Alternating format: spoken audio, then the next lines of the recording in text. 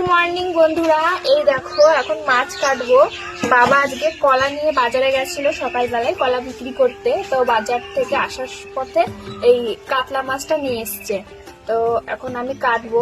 বাবা কেটে আনে না, আমি বারণ করি দেখে, কারণ কেটে আনলে না আশপাশ ছাড়াই না ভালো করে, তো কাটা হয়ে গেলে সেই মাছের আঁশ ছাড়াতে খুব অসুবিধা হয়। যদিও কাতলা পাতলাগুলো অসুবিধা হয় না খুব একটা, তবুও বাবা কেটে আনতে বারণ করি, তাই কেটে আনি না।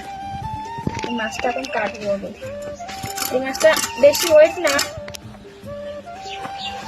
ছোট মাছ বলতে পারো, কেননা বাবার বেশি বড় মাছ খাওয়া বারণ আছে, তার জন্য। তাও মাঝে সাঝে আমার জন্য নিয়ে আসে একটু বড়। আজকে এই মাছটা কাটবো, মাছটা কেটে রান্না করব। এখনো অনেক কিছু রান্না করার রয়েছে আজকেও, তোমাদের সাথে দেখাবো পুরোটাই ভিডিও। মাছটা দেখো আঁশ ছাড়াচ্ছি। এবার মাছের এই যে মাছ কাটার সময় ভালো করে আঁশটা ছাড়িয়ে নিলে কি হয়, ধুতে সুবিধা হয়। ধোয়ার সময় শুধু কচলে কচলে ধুলেই পরিষ্কার হয়ে যায়।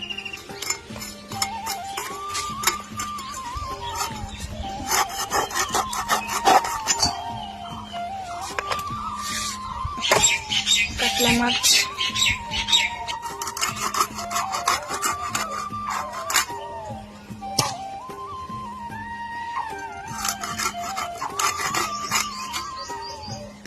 এই যে মাছের পিস করে ফেললাম, এটা লেজ। এই দেখো পিসগুলো কেমন হয়েছে বন্ধুরা। মাছ কাটা আমার অবশ্যই জানাবে।